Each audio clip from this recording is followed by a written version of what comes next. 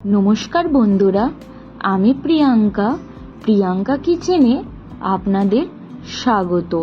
তো সবাই জানেন যে গরমকাল মানেই আমের সিজন, আর এই আম সবারই বলতে গেলে একটা প্রিয় ফল।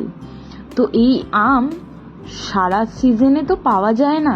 যদি আমকে সংরক্ষণ করে রাখতে চান তো অবশ্যই এই রেসিপিটি চটপট আম ফুরিয়ে যাওয়ার আগে বানিয়ে ফেলুন। তো আজকে আমি একটা ছোটবেলার রেসিপি নিয়ে চলে এসেছি। এই রেসিপিটি ছোটবেলায় এমন কেউ নেই যে খায়নি। আজকে আমি এই আমসত্ত্বর রেসিপি নিয়ে চলে এসেছি।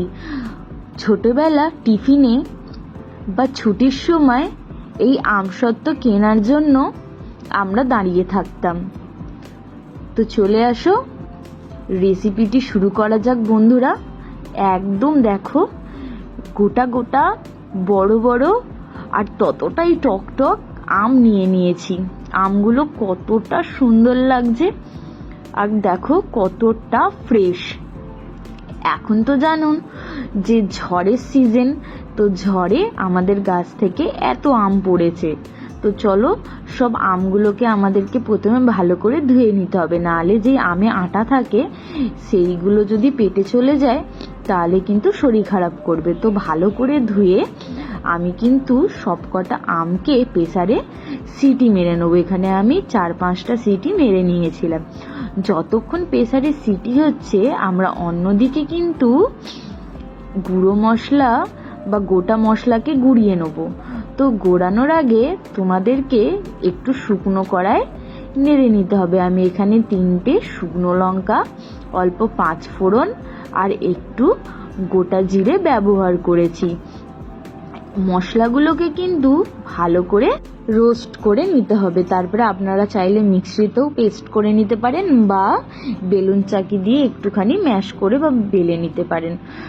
পুরো মশলাগুলো গুঁড়িয়ে যাবে।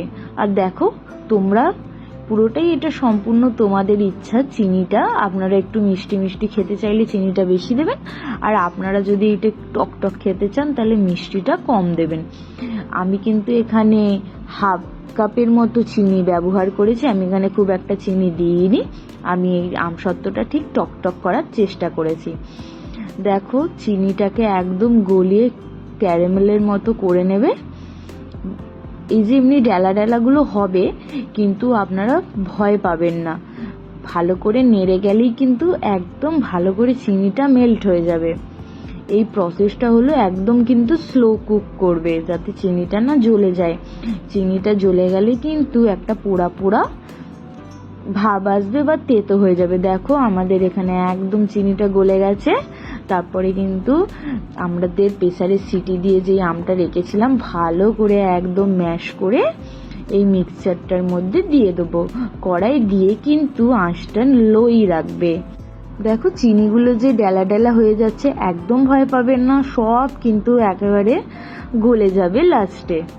দেখো কত সুন্দর একটা কালার আসতে শুরু হয়ে গেছে, আর এখানে চিনিও কিন্তু একদম গলতে শুরু হয়ে গেছে।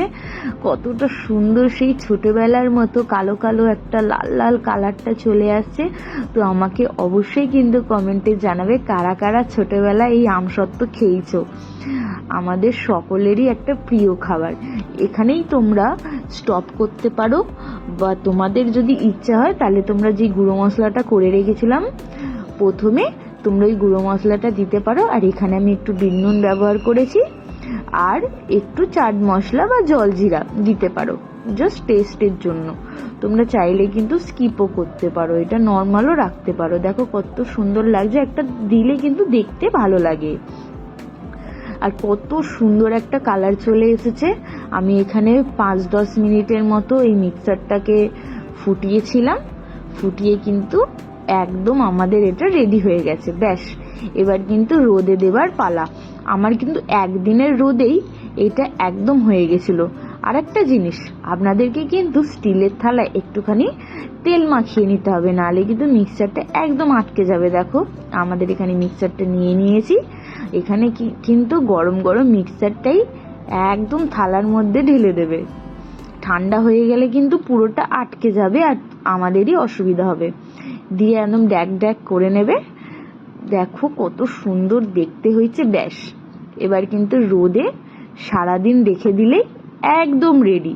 আর যাদের যদি রোদ না বেরাচ্ছে, সারা রাত্রির বা সারা দিন যদি পাখার কাছেও রেখে দাও, তোমাদের আমসত্ত্ব কিন্তু এমনিতেই হয়ে যাবে।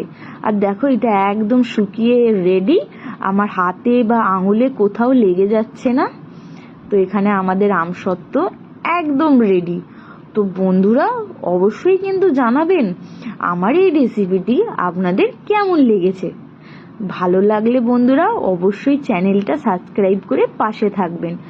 আর আপনারা অবশ্যই কিন্তু আমাকে কমেন্টে জানাবেন কি ধরনের রান্নার ভিডিও আপনারা দেখতে পছন্দ করবেন বা আমি কি ধরনের রান্নার ভিডিও আপনাদের সামনে নিয়ে আসতে পারি। দেখো আপনারা কেটে নিয়ে কিন্তু আপনাদের ইচ্ছা মতো আকৃতি দিতে পারেন। আমি কিন্তু এখানে গোল গোল করেই দিয়েছি।